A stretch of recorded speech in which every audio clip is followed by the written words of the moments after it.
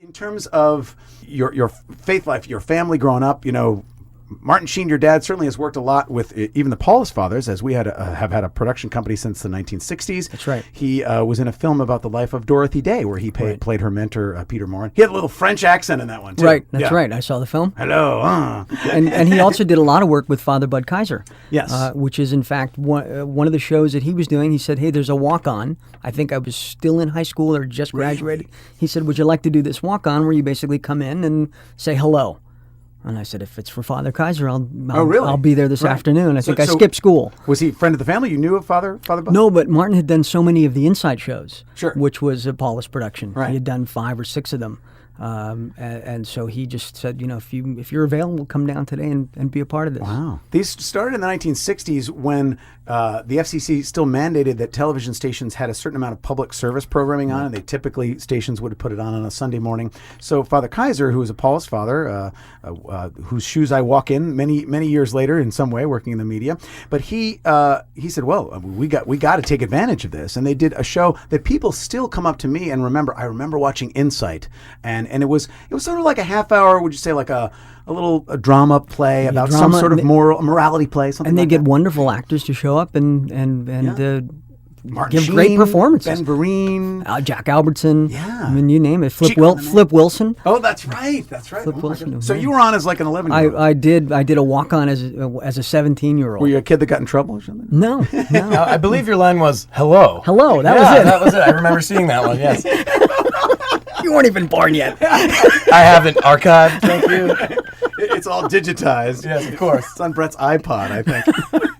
Our guest this evening on the Busted Halo Show, Emilio Estevez, writer, director, producer. You're talking about being shy. Do you prefer kind of being in the behind the camera role, or you don't care? Well, I think of myself as a storyteller. I always have. Even as an actor starting out, I thought, well, how can I do what that guy does, and I was always interested in knowing the other people's jobs, the sound guy, the cinematographer. Oh, So really? I was very, very inquisitive. Yeah. But I've always sort of saw my role as doing as much as possible in terms of telling the story.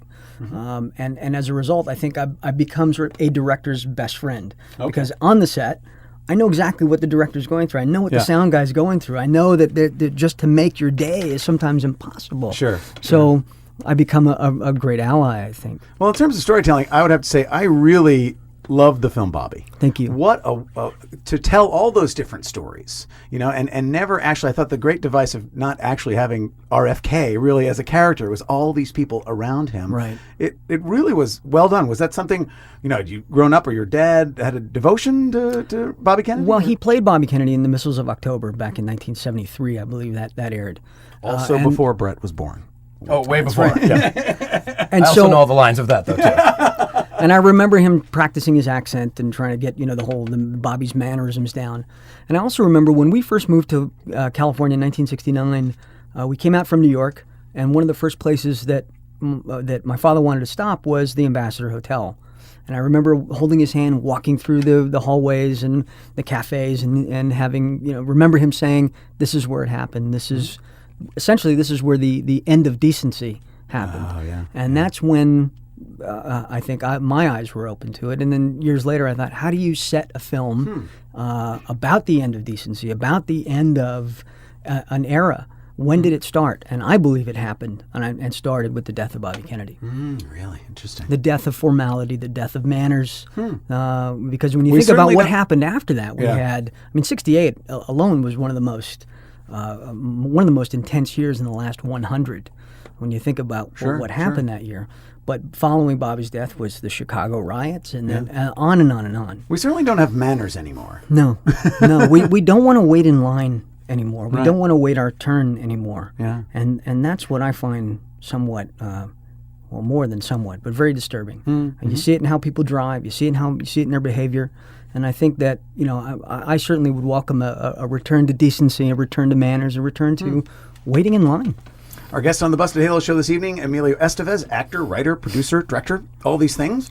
I would imagine growing up in your family, faith was an important piece. Indeed. Your dad has always been involved in the Catholic Church and has been part of demonstrations and chained himself to nuclear missiles and all that sort of thing. Yeah. For some people, that would result in kind of a pushing the other way, the old preacher's kid kind of phenomenon. You seem to have kind of stayed rooted in your faith.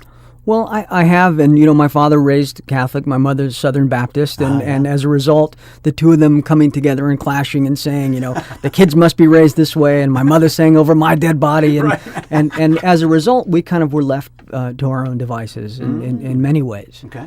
But my father has since come back to the church, and his faith is very, very important to him. Obviously, he's devout. He makes no bones about it. He celebrates it, and His hope and desire is that I completely embrace the faith, and I'm getting there. Okay. I think that after this experience on the Camino, there's just something that happens to you. I think that living out here, being in this business, we're somewhat isolated. We've built a bit of a wall around us, and I think we've done that too as a nation. But I think we need to figure out how to become citizens of the world again. I think we need to reintegrate. And I saw a lot of that on the Camino, and I've felt a need for that in my life. And I think that's where you find community. You find it in the church. It's one of the only places you can find it now. Well, there's a reason why people have done pilgrimages for centuries, not just because they didn't have airplanes back then. Right. I mean, there is something, and the reason why that even the cathedral in France, the Notre Dame that has the labyrinth on the floor, or is that Chartres? I think it's Chartres, that has a labyrinth on the floor, and a labyrinth was an ancient way for people that couldn't either spend the time or are healthy enough to walk 500 miles, could actually still do a journey, even if it was inside a church, walking around in a circle. There's something about being on that journey and not just getting. See, I think that's what you're getting at with the decency, and even just for these last couple of days, driving in LA. Right. Oh my goodness. Yeah. Yeah. It's diabolical. It's not just about getting that destination on the end. It really is, particularly our lives of faith, are about the journey and what happens along the way. And in fact, that as I'm sure you well know, that before we had the name Christianity attached to this bunch of folks, that's what it was called The Way. In the New Testament. It was called The Way. Right. And it really is a getting there. And I think a lot of the, let's say, whether you want to say the religious right, we have so many polemics in the United States right now, I would say, but whoever it is that focuses on, okay, unless everybody is, boom, here in this destination and perfect in the club, there's no room for that, as you just said, and I think boldly, proudly admit it, I'm getting there. Right. And we're all getting there. I think that's why we call the show the Busted Halo Show, because we realize we're not saints, but God is not content with us just saying, oh, well, I'm a sinner. That we're called to be on the way, to move Of course. there. Evolve. Yeah, To constantly be evolving. And I think at the end of the movie, what the film really, the message of the movie is that I'm okay with who I am. These four individuals get there at the end of the world, and they're looking out across the Atlantic, and they're forced to say, I'm okay with who I am. And I think if we can all get there to that place, I think we will see a return to manners. We will see a return to decency, because I think so much of the darkness that we're seeing out there in the world right now is a result of that, of not being okay, of being I want what he's got, I want what she's got, I want to be this, I want to be that way, and as a result, I think you get further away from your spiritual center.